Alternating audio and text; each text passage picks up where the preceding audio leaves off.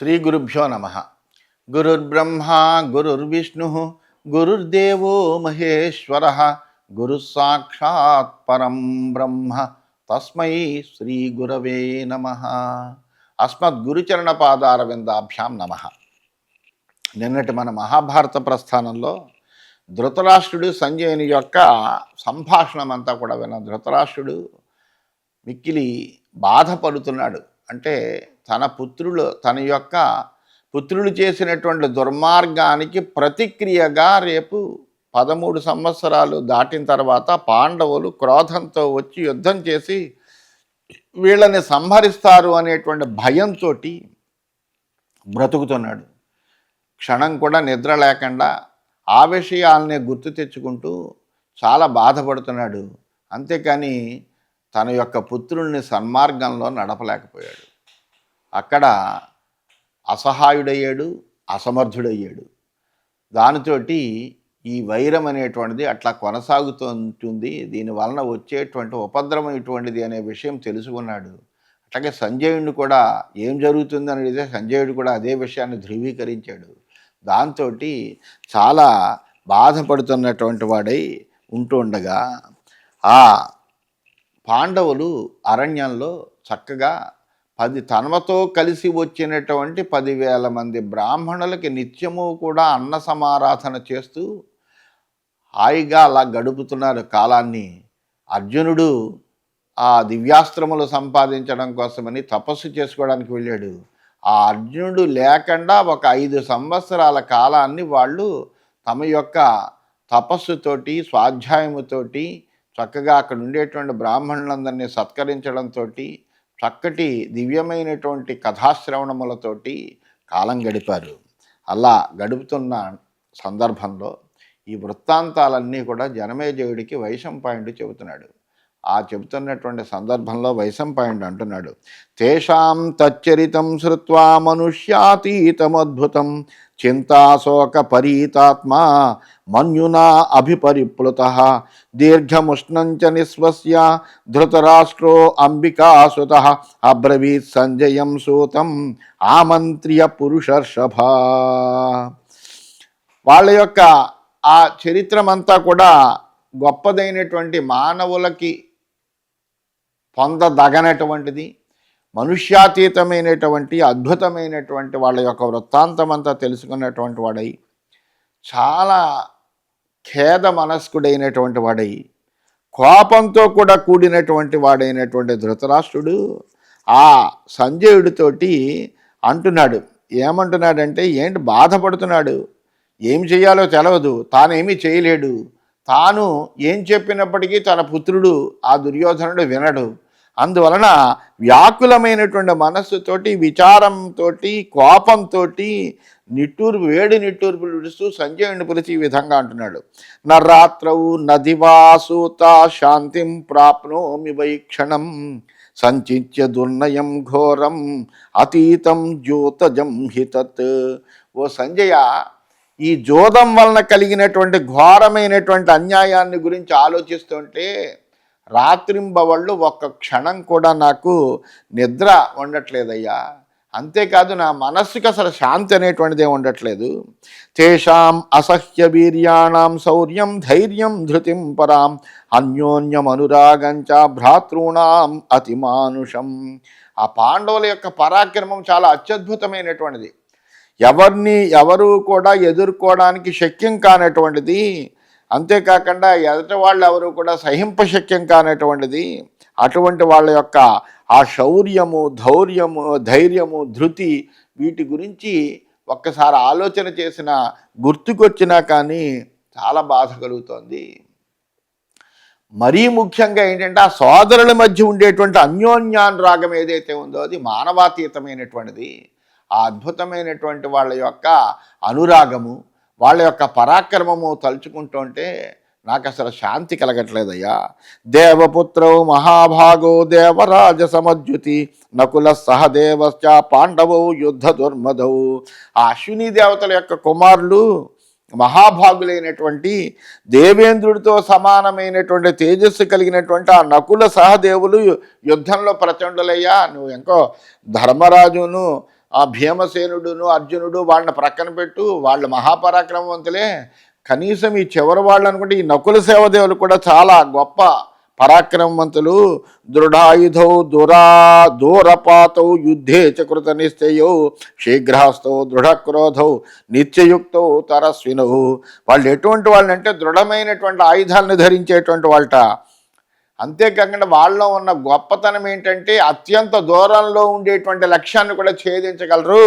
అందువలన దూరంలో ఉన్నటువంటి వాళ్ళని కూడా చంపగలిగినటువంటి వాళ్ళు, యుద్ధంలో కృతనిశ్చయులైనటువంటి వాళ్ళు, శీఘ్రంగా హస్తాలు కదల్చగలరు. అలాగే దృఢమైనటువంటి క్రోధం కలిగినటువంటి వాళ్ళు, ఎల్లప్పుడూ కూడా ప్రయత్నవంతులై ఉంటారు వాళ్ళు, అమితమైనటువంటి వేగం కలిగినటువంటి వాళ్ళు.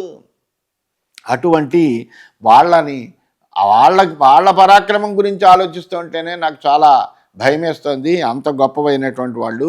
భీమార్జునౌ పురోధాయ యదాతౌ రణమూర్ధని స్థాస్యేతే సింహ విక్రాంతౌ అశ్వినా వివదుస్తహు నశేషమే పశ్యామి మమ సైన్యస్య సంజయ తౌ హ్యతి ప్రతిరథౌ అప్రతిరథౌ యుద్ధే దేవపుత్రౌ మహారథౌ.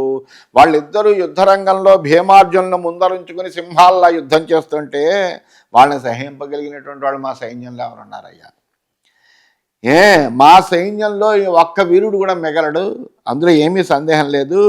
దేవపుత్రులు మహారథులు అయినటువంటి నకుల సహదేవులకు యుద్ధంలో ఎదుర్కొనేటువంటి వాళ్ళు ఎవరు కూడా మా సైన్యంలో లేనేలేరు.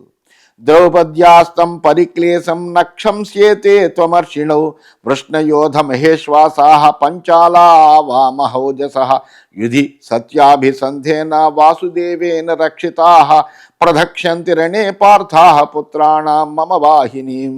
ద్రౌపదికి జరిగినటువంటి ఆనాటి అవమానం ఏదైతే ఉందో ఆ అవమానాన్ని వాళ్ళు ఎవరూ సహించలేరు, క్షమించరు కూడాను. అసహనంతో ఉన్నారు వాళ్ళు. అందులో మహాధనుర్ధరులైనటువంటి వృష్ణివంశీయులు, మహా తేజస్సులైనటువంటి పాంచాల వీరులు, యుద్ధంలో సత్యప్రతిజ్ఞ కలిగినటువంటి శ్రీకృష్ణుడి చేత రక్షింపబడుతున్నటువంటి పాండవులు నిశ్చయంగా యుద్ధంలో నా కుమారుల్ని కౌరవసేనను అంతటిని కూడా భస్మీపటలం చేస్తారు, అందులో ఏమీ సందేహం లేదు. రామకృష్ణ ప్రణీతానాం వృష్ణీనాం సూతనందనా నశక్య సహితుం వేగ సర్వైస్తైరపి సంయుగే. బలరామకృష్ణులతో నడవబడుతున్నటువంటి ఆ వృష్ణివంశ వీరుల యొక్క వేగాన్ని, అలాగే యుద్ధంలో కౌరవులంతా కలిసినప్పటికీ కూడా వాళ్ళని సహించలేరే ఆ వేగాన్ని.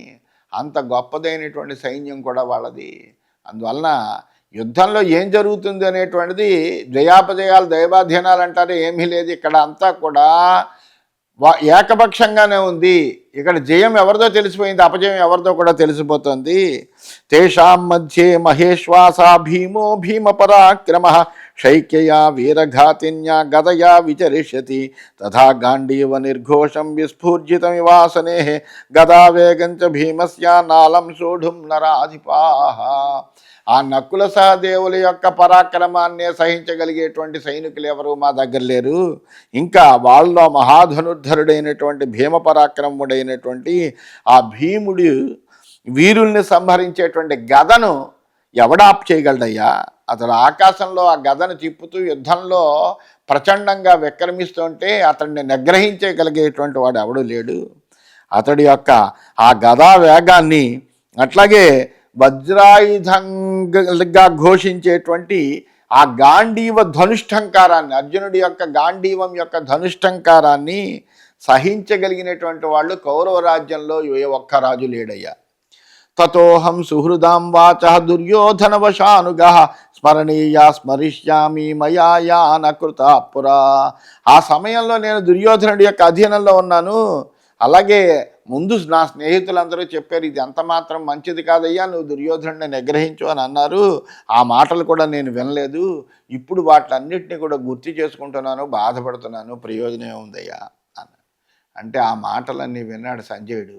విని ఆ సంజయుడు చెబుతున్నాడు, వ్యతిక్రమోయం సుమహాన్ త్వయా రాజన్నుపేక్షిత సమర్థేనాసి యన్మోహాత్ పుత్రస్తు నివారిత. ఓ రాజా, నీ ద్వారా చాలా ఘోరమైనటువంటి అన్యాయం జరిగిందయ్యా, అందులో ఏమీ సందేహం లేదు. ఆ విషయం నువ్వు తెలిసి కూడా ఉపేక్షించావు. నీకేం జరుగుతుందో తెలుసు. నీ కుమారుల మీద ఉండేటువంటి వ్యామోహంతో నీ తమ్ముడు పుత్రులైనటువంటి పాండవుల్ని నిర్దయగా నువ్వు బయటికి పంపించడానికి సిద్ధపడ్డావు. ఇదంతా కూడా తెలిసే చేసావు తప్ప తెలియకుండా చేసిన చిన్నటువంటిది ఎంత మాత్రమో కాదు. దాన్ని ఆ క్షణంలో ఆపడానికి నువ్వు సమర్థుడివే. నువ్వు కాదంటే కనుక ఎవడు మాట్లాడగలడు ఇక్కడ? ఎందువలన కానీ అది సమర్థుడవై ఉండి కూడా నువ్వు కేవలం పుత్ర వ్యామోహం వల్ల దాన్ని నువ్వు నివారించలేదు. శ్రుత్వాహి నిర్జితాన్యూతే పాండవాన్ మధుసూదన త్వరిత కామ్యకే పార్థాన్ సమభావయదచ్యుత. ఆ మధుసూదనుడైనటువంటి శ్రీకృష్ణుడు పాండవులందరూ కూడా ఈ కపట జోదంలో పరాజితులయ్యారని తెలుసుకొని, కామ్యకవనంలో ఉన్నారని తెలుసుకుని వాళ్ళని వెంటనే కలుసుకోవడం కోసమని కామ్యకవనానికి వెళ్ళి వాళ్ళని ఓరడిస్తూ మాట్లాడాడు.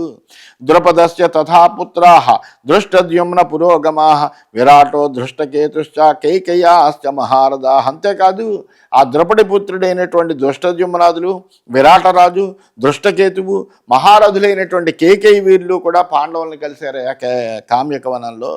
తైశ్చయత్ కథితం రాజన్ దృష్ట్వా పార్థాన్ పరాజితాన్ చారేణ విదితం సర్వం తన్మయా ఆవేదితం చేతే. వాళ్ళు పరాజితులైనటువంటి పాండవులతో ఏం చెప్పారో ఇవన్నీ కూడా చారుల ద్వారా నేను తెలుసుకున్నది అంతా కూడా నీకు చెప్పాను కూడాను. సమాగమ్య వృతస్తత్ర పాండవైర్మధుసూదన సారథ్యే ఫల్గుణస్యాజో తథేత్యాహ చతాన్ హరి. శ్రీకృష్ణుడు పాండవుల్ని కలిసినటువంటి వాళ్ళు అడిగితే యుద్ధంలో అర్జునుడికి సారథ్యం వహిస్తానని కూడా చెప్పాడు. అమర్షితో హి కృష్ణోపి దృష్ట్వా పార్థాం సదాగతాన్ కృష్ణాజినోత్తరాసంగాన్ అబ్రవీత్ యుధిష్ఠిరం. అటువంటి దురవస్థలో ఉండి కృష్ణాజనాలను ధరించినటువంటి పాండవులను చూసి అసహనంతో శ్రీకృష్ణుడు అర్జునుడితో ఈ విధంగా చెప్పాడయ్యా. యాసా సమృద్ధి పార్థానాం ఇంద్రప్రస్థే బభూవ రాజసూయే మయా దృష్ట నృపైరణ్యై సుదుర్లభ.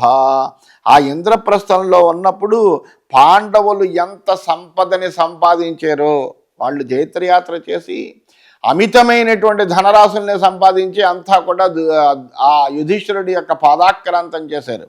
అందువలన అది ఎంత సంపదో అనేటువంటిది నేను ప్రత్యక్షంగా రాజసూయ యాగంలో చూశానయ్యా. అటువంటిది ఏ క్షత్రియుడికి, ఇతరులైనటువంటి క్షత్రియుడు ఎవడికి కూడా లభ్యం కాదు. యత్ర సర్వాన్ మహీపాలాన్ శస్త్రతేజో భయార్దితాన్ సవంగాంగాన్ సపౌండ్రోధ్రాన్ సచోల ద్రావిడాంధ్రకాన్ సాగరాన్ ఉపకాంస్తైవ ఏ చ ప్రాంతాభివాసినః సింహలాన్ బర్బరాన్ మ్లేచ్ఛాన్ ఏ చ లంకా నివాసినః పశ్చిమాని చ రాష్ట్రాన్ని శతసాగరాంతికాన్ పహ్లవాన్ దరదాన్ సర్వాన్ కిరాతాన్ యవనాన్ శకాన్ హారహూణాంశ చీనాంశ తుషారాన్ సైంధవాంసదా జాగూడాన్ రామఠాన్ ముండాన్ స్త్రీరాజ్యమథతంగణాన్ కేకయాన్ మాలవాన్ సేవా తథా కాశ్మీరకానపి అద్రాక్షమహమాహూతాన్ యజ్ఞేతే పరివేషకాన్. అంతేకాదయ్యా, ఆ సమయంలో ఈ పాండవుల యొక్క పరాక్రమానికి, వీళ్ళ యొక్క శస్త్ర వైదుష్యానికి కూడా, వీళ్ళ యొక్క తేజస్సుకి ఈ భూమి మీద ఉండేటువంటి రాజులందరూ కూడా భయభ్రాంతులయ్యారు. అంగ పుండ్ర ఓండ్ర చోళ ద్రావిడ ఆంధ్రదేశపు రాజులు, సాగర తీర వాసులు, సముద్ర ద్వీప వాసులు రాజసూయాగానికి వచ్చారు. వాళ్ళందరూ కూడాను రాని రాజంటూ లేడు. సింహళం బర్బర మ్లేచ్ఛ లంకాని వాసులు, పశ్చిమ రాష్ట్ర వాసులు, సాగర తీర వాసులు, ప్రహ్లా దరద కిరాత యవన శక హారహోణ చీన తుషార సైంధవ జాగుడ రామఠ ముండ స్త్రీరాజ్య తంగణ కేకయ మాలవ కాశ్మీర దేశ రాజులు కూడా ఆ యజ్ఞానికి ఆహ్వానింపబడ్డారు. వాళ్ళందరికీ మీరు ఇచ్చినటువంటి, ఆ పాండవులు ఇచ్చినటువంటి ఆతిథ్యాన్ని అంతటిని కూడా నేను చూశానని వాసుదేవుడే చెప్పాడు. సాతే సమృద్ధిర్యైర్ ఆత్తా చపలా ప్రతిసారిణి ఆదాయ జీవితం తేషాం ఆహరిష్యామి తామహం. ఆ చంచలమైనటువంటి సంపదను తీసుకెళ్ళినటువంటి వాళ్ళ ప్రాణాలను తీసి ఆ సంపదను నేను మళ్ళీ మీకు తీసుకొచ్చిస్తాను అని శ్రీకృష్ణుడు చెప్పాడు అర్జునుడితోటి. రామేణ సహ కౌరవ్యా భీమార్జున ఏమైస్తదా అక్రూరగత సాంబైశ్చ ప్రద్యుమ్నేనాహుకేన చ దృష్టద్యుమ్నేన వీరేణ శిశుపాలాత్మజేన చ దుర్యోధనం రణే హత్వా సజ్జకర్ణం చ భారత దుస్సాసనం సౌబలేయం యశ్చాన్య ప్రతియోష్యతే తతస్త్వం హస్తినపురే భ్రాతృభిః సహితో వసన్ ధార్తరాష్ట్రీం శ్రియం ప్రాప్య ప్రసాది పృథివీమిమాం. ఓ కురునందన, బలరామ భీమసేన అర్జున నకుల సహదేవ అక్రూర గద సాంబ ప్రద్యుమ్నాహు కవీర దుష్టజమున దృష్టకేతు ప్రముఖ వీరులతోటి కలిసినటువంటి వాణ్ణి, దుర్యోధన కన్న దుశ్శాసన శకులను ఎదురు వచ్చినటువంటి మిగిలినటువంటి యోధులను చంపి శీఘ్రంగా నీ సంపదనంతా కూడా నీకు తిరిగి వస్తానయ్యా. ఆ తర్వాత నీ సోదరులతో కలిసి హస్తినాపురంలో నివసిస్తూ ధృతరాష్ట్ర సంబంధమైనటువంటి రాజ్యలక్ష్మిని అంతా పొందినటువంటి వాడవై ఈ సమస్త పృథ్వీ మండలాన్ని శాసిస్తూ నువ్వు పరిపాలించవయ్యా అని అర్జునుడితోటి ఆ వాసుదేవుడు చెప్పాడు. అందువలన అటువంటి ఆ సంపదనంతా తీసుకురావడంలో నేను మీ ముందరుంటాను, నేను సహకరిస్తాను అని చెప్పాడు. అథైనం అబ్రవీద్రాజా తస్మిన్ వీర సమాగమే శృణ్వస్వేతేషు వీరేషు దృష్టం జుమ్నముఖేషు చ. అప్పుడు యుధిష్ఠిరుడు ఆ దుష్టజుమ్నాది వీరులంతా వింటూ ఉండగా ఆ వాసుదేవుడితో ఈ విధంగా చెప్పాడు. యుధిష్ఠిరుడు ప్రతిగృహ్ణామి తే వాచమిమాం సత్యాం జనార్దన. యుధిష్ఠిరుడు చెప్పాడు, జనార్దన నీ ఈ సత్యమైనటువంటి వాక్కును నేను శిరసావహిస్తున్నానయ్యా, ఆ రోజు రావాలని నేను కోరుకుంటున్నాను అని ఆ ధర్మరాజే చెప్పాడు. అమిత్రాన్మే మహాబాహో సానుబంధాన్ హనిష్యసి వర్షాత్రయోదశాదోర్ధ్వం సత్యం మాం కురుషే కేశవ ప్రతిజ్ఞాతో వనే వాస రాజమధ్యే మయా హ్యయం. ఓ మహాబాహు కేశవ, 13 సంవత్సరాలు గడిచిన తర్వాత నా శత్రువులను వాళ్ళ బంధువులతో పాటుగా సంహరించు, ఆ విధంగా చేసి నా సత్యవ్రతాన్ని రక్షించు. ఎందుకంటే నేను వనవాసం చేస్తానని అంతమందిలో ప్రతిజ్ఞ చేశాను. దానికి వడంబడి ఈ 12 సంవత్సరాల వనవాసము, 1 సంవత్సరం అజ్ఞాతవాసము తప్పనిసరిగా చేసి ఆ తర్వాత ఆ యుద్ధం చేసి శత్రుశేషం లేకుండా చేసుకుని సమస్తమైనటువంటి పృథ్వీ మండలాన్ని కూడా పరిపాలించేటువంటి యోగ్యతను నువ్వే ప్రసాదించాలి కేశవ అన్నాడు. తద్ధర్మరాజవచనం ప్రతిసృత్య సభాసద దృష్టద్యుమ్న పురోగాస్తే శమయామాసురంజస కేశవం మధురైర్వాక్యై కాలయుక్తైరమర్షితం. ధర్మరాజు చెప్పినటువంటి ఆ మాటలు విన్న తర్వాత దృష్టజుమ్నాది సభాసదులు సమయోచితమైనటువంటి మధురమైనటువంటి మాటలతోటి అసహనంతో ఉన్నటువంటి శ్రీకృష్ణుణ్ణి శాంతపరిచారు శీఘ్రంగా. పాంచాలీం ప్రాహురక్లిష్టాం వాసుదేవస్య శృణ్వతః దుర్యోధన స్తవ క్రోధాత్ దేవి చక్షజ జీవితం. వాళ్ళంతా కూడా కృష్ణుడు వింటుండగానే ఆ క్లేశరహిత అయినటువంటి ద్రౌపదితో ఈ విధంగా ఉన్నారు. దేవి నువ్వు బాధపడకమ్మా, ఆ దుర్యోధనుడు నీ క్రోధం వల్ల తప్పకుండా ప్రాణత్యాగం చేస్తాడు, అందులో ఏమీ సందేహం లేదు. ప్రతిజానీ మహే సత్యం మా శుచో వరవర్ణిని ఏ స్మతే అక్షజితాం కృష్ణే దృష్ట్వా త్వాం ప్రాహ సంస్తదా మాంసాని తేషాం ఖాదంత హరిష్యంతి వ్రకద్విజాహ. ఓ ద్రౌపది, మేము నిజంగా ప్రతిజ్ఞ చేస్తున్నాము, నువ్వు ఏ విధంగానూ దుఃఖించవలసిన అవసరం లేదు. అప్పుడు జోదంలో ఓడినటువంటి నిన్ను చూసి నవ్వినటువంటి వాళ్ళ యొక్క మాంసాలని తోడేళ్ళు లాక్కి పెడుతూ ఉంటాయి తింటూను, అటువంటి పరిస్థితి తప్పనిసరిగా వస్తుంది. పాస్యంతి రుధిరం తేషాం గృధ్రా గోమాయవస్తదా ఉత్తమాంగాని కర్షంతం యై కృష్ణాసి సభాతలే ఏ కృష్ణాసి సభాతలే. సభలో నీ జుట్టు పట్టుకుని లాక్కొచ్చారు, ఆ లాక్కు వచ్చినటువంటి వాళ్ళ తలని లాక్కుంటూ గ్రద్దలు గోమాయువులు వారి రక్తాన్ని త్రాగుతాయి. అటువంటి స్థితిని నువ్వు చూస్తావు కొద్ది కాలంలోనే. తేషాం ద్రక్షసి పాంచాలి గాత్రాన్ని పృథివీతలే క్రవ్యాదై క్రశ్యమాణాన్ని భక్ష్యమాణాన్ని చాసకృత్.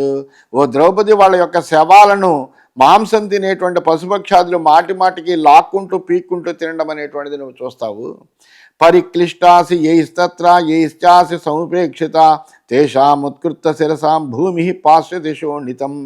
నిన్ను ఈ విధంగా కష్టపెట్టి అవమానపరిచి ఏ సంతోషాన్ని పొందారో అటువంటి ఆ దురాత్ములైనటువంటి వాళ్ళ యొక్క తలలన్నీ తెగిపడతాయమ్మా, వాళ్ళ రక్తాన్ని భూమి తాగుతుంది. ఏవం బహువిధా వాచ తంబూచుర్భరతర్షభ సర్వే తేజస్విన శూరా సర్వే చాహతలక్షణా. ఈ విధంగా అక్కడికి వచ్చినటువంటి తేజోవంతులైనటువంటి శూరులందరూ కూడా శ్రీకృష్ణుడిని శాంతపరుస్తూ ఆ ద్రౌపదిని ఉద్దేశిస్తూ వీళ్ళందరూ కూడా ఇటువంటి మాటలు ఎన్నో రకాలుగా మాట్లాడారయ్యా. తే ధర్మరాజేన వృతా వర్షాదూర్ధ్వం త్రయోదశ పురస్కృత్యోపయాస్యంతి వాసుదేవం మహారథా. 13 సంవత్సరాలు అయిన తర్వాత ధర్మరాజు యుద్ధాన్నే కోరుకుంటాడు. అప్పుడు కృష్ణుణ్ణి ముందరుంచుకుని మహారథులంతా కూడా యుద్ధానికి పడతారు. రామశ్చ కృష్ణశ్చ ధనంజయశ్చ ప్రద్యుమ్న సాంబౌ యుయుధాన భీమౌ మాద్రీసుతౌ కేకయ రాజపుత్రౌ పాంచాలపుత్రా సహమాస్య రాజ్ఞా ఏతాన్ సర్వాన్ లోకవీరాన్ అజేయాన్ మహాత్మన సానుబంధాన్ ససైన్యాన్ కో జీవితార్థి సమరేభ్యుదీయాత్ క్రుద్ధాన్ సింహాన్ కేసరిణో యథైవ. బలరాముడు, కృష్ణుడు, అర్జునుడు, ప్రద్యుమ్నుడు, రాజపుత్రుడు, పాంచాలుడు, విరాటుడు వీరంతా కూడా అజేయులైనటువంటి వీరులమ్మ. వీళ్ళు యుద్ధం చేస్తుంటే కనుక ఆ యుద్ధంలో ఎదుర్కొనగలిగినటువంటి వాళ్ళు ఎవ్వరూ ఉండరు. అందువలన వీళ్ళందరూ కూడా బంధువులతోటి సైన్యంతో వస్తే బతుకు మీద ఆశ ఉన్నటువంటి వాడు ఎవ్వడూ కూడా ఎదుర్కోవడానికి సిద్ధపడలేడు. ఒకవేళ ఎదుర్కొంటే కనుక వాడు ఎలాంటి వాడంటే గర్జించేటువంటి సింహం జూలు పట్టుకున్నట్టే, అంటే వాడి యొక్క మరణం తథ్యం అని అక్కడికి వచ్చినటువంటి వాసుదేవుడు, ఆ వాసుదేవుడితో పాటు వచ్చినటువంటి దుష్టజుమ్నుడు, ఆ కేకయ్య రాజులు వీళ్ళందరూ కూడా ఈ విధంగా చెప్పారయ్యా అని చెప్పేవాడికి ఆ మాటలన్నీ విన్నాడు ధృతరాష్ట్రుడు.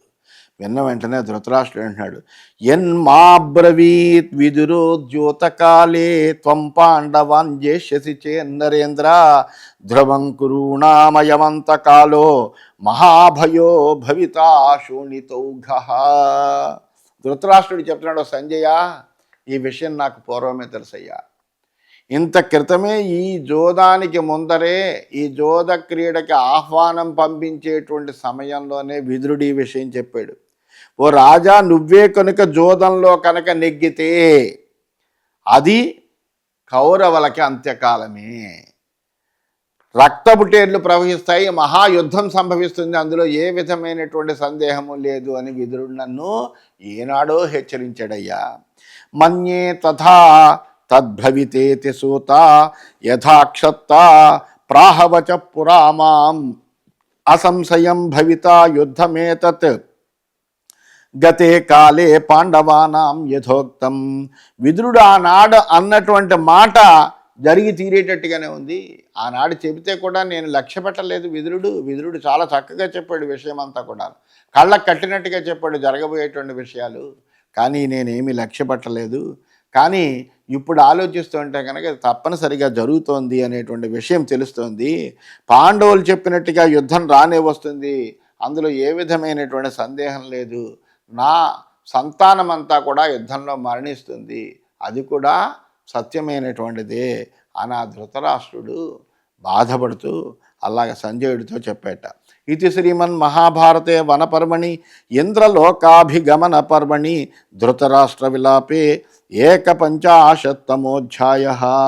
ఈ విధంగా శ్రీమన్ మహాభారతంలో వనపర్వంలో ఇంద్రలోక అభిగమన పర్వం అనే ఉపపర్వంలో ధృతరాష్ట్ర విలాపం అనేటువంటి 51వ అధ్యాయం పూర్తయిందని చెబుతూ స్వస్తి.